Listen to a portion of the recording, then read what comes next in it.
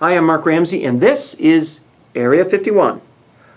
Last week, I read a headline in one of the radio trades about a survey that was conducted of broadcasters with regard to their opinions about HD radio. When would HD radio take off? Would this be the year?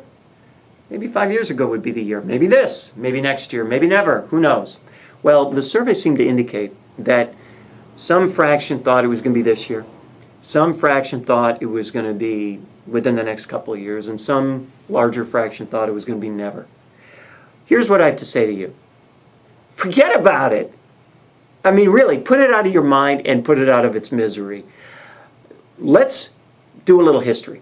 Okay, let's go back in time. The birth of HD radio. What prompted all this? Well, I think it was a little thing called satellite radio, because remember how concerned we were about this threat called satellite radio with all these choices, albeit they subscription, but nevertheless, all these choices that were going to be attractive to people who were constrained to these horrible 30 to 50 frequencies in any given market. Okay, come to find out that maybe those frequencies weren't so horrible after all. Maybe those frequencies, in fact, all 30 to 50 of them, did a pretty darn good job of pleasing most of the people most of the time, and maybe for that reason, people didn't have a radio problem, because you know what? If I don't have a radio problem, I don't need to buy a radio solution. Whether it's satellite radio or HD radio, I don't need to buy a radio solution. That led to the introduction of HD, which was our answer to, well, how do we create more choices with a limited amount of spectrum? Answer HD. We can turn one station into several. Fabulous.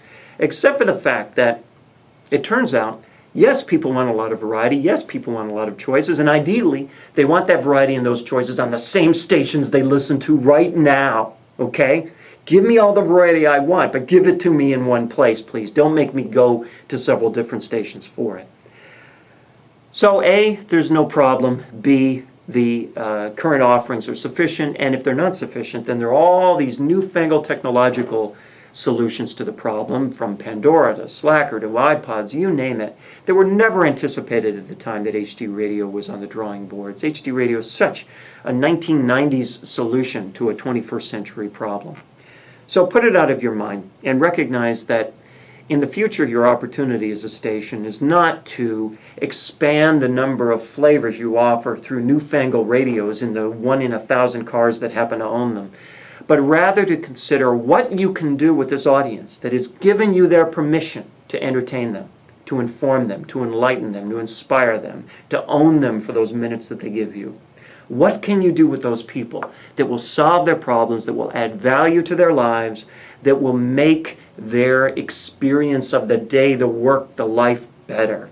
Because if you can do that, you can leverage those relationships you have with those audiences, and you can leverage those relationships you have with your advertisers.